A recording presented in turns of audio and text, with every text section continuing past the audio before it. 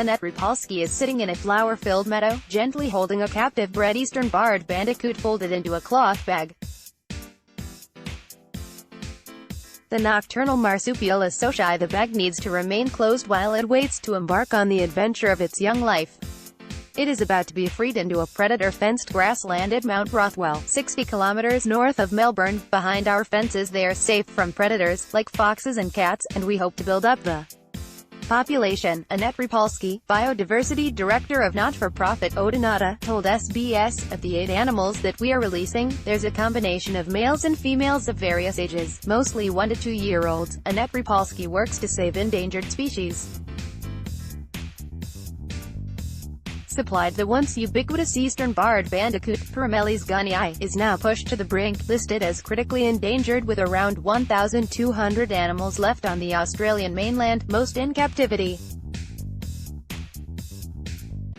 Trial releases are underway on several fox-free Victorian islands, and the species has also survived in Tasmania. Around 80% of the mainland's surviving population of eastern barred bandicoots live at Mount Rothwell, north of the Uyangs mountain range, near the town of Little River. Mount Rothwell is a sanctuary for endangered animals near Little River and Victoria.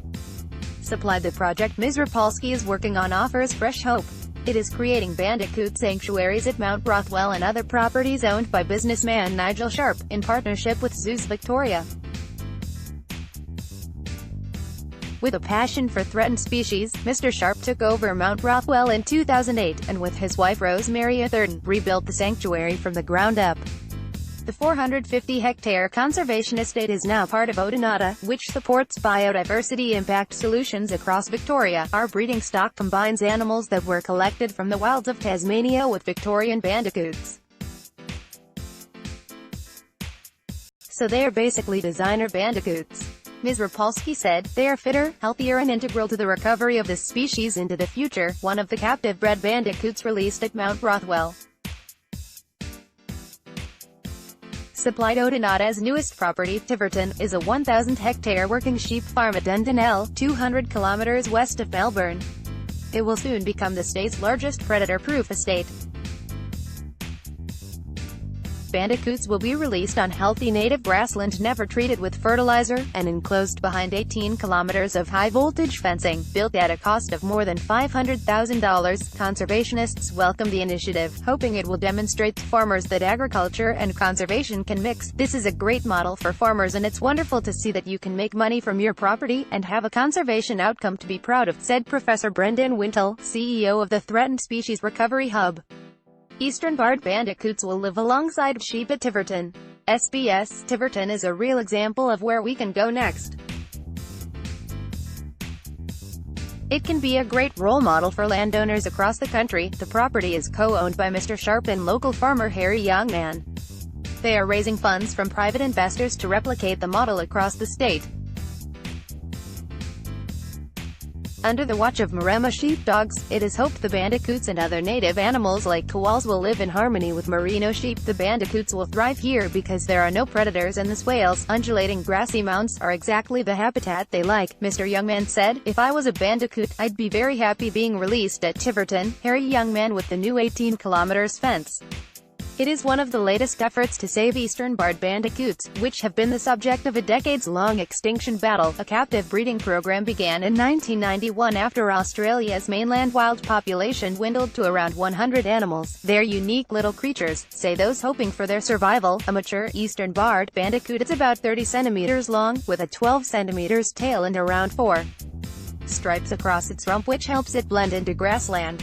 Ms. Rypalski said, it has a pointy little nose which it uses to dig conical holes in the landscape, which allows native vegetation to germinate and increases diversity in grassland, so that we get more flowers and it's a healthier ecosystem. The eastern barred bandicoot uses its pointy nose to dig in the soil.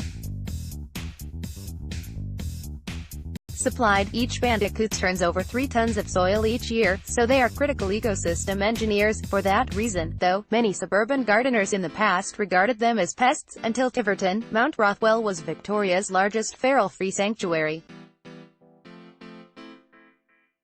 Its fields are stocked with native animals including eastern quolls, which are presumed extinct on the mainland, and brush-tailed rock wallabies. conservationists say the new projects demonstrate joint conservation efforts between the private and public sectors work. We cannot do it all from public sector, Professor Wintle said. Tiverton and Mount Rothwell are examples of a wonderful new model that seeks to try and achieve conservation outcomes hand in hand with viable business, Professor Wintle said. Most of Australia's land is privately owned and we have active agriculture on more than 75%. So we have to get conservation outcomes on private land and by private people.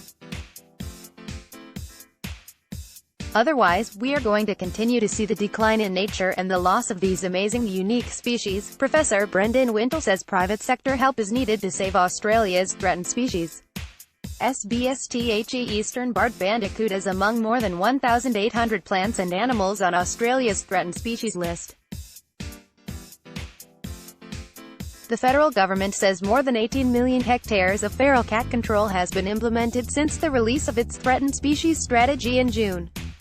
The government is also working with private landowners on sustainable land management, focusing on conservation alongside farming, tourism and forestry. Professor Wintle says more still needs to be done and points to Australia's extinction record, which he says is one of the world's worst. We have a frightening track record in Australia.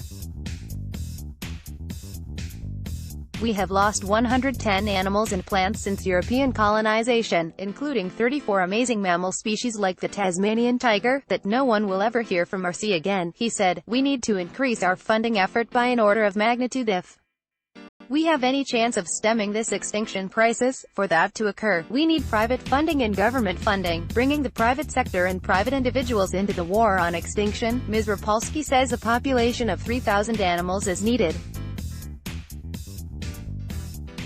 SB's Annette Rypalski hopes to grow the eastern barred bandicoot population to 3,000, which is a genetically sustainable population. From there it could be self-sustaining.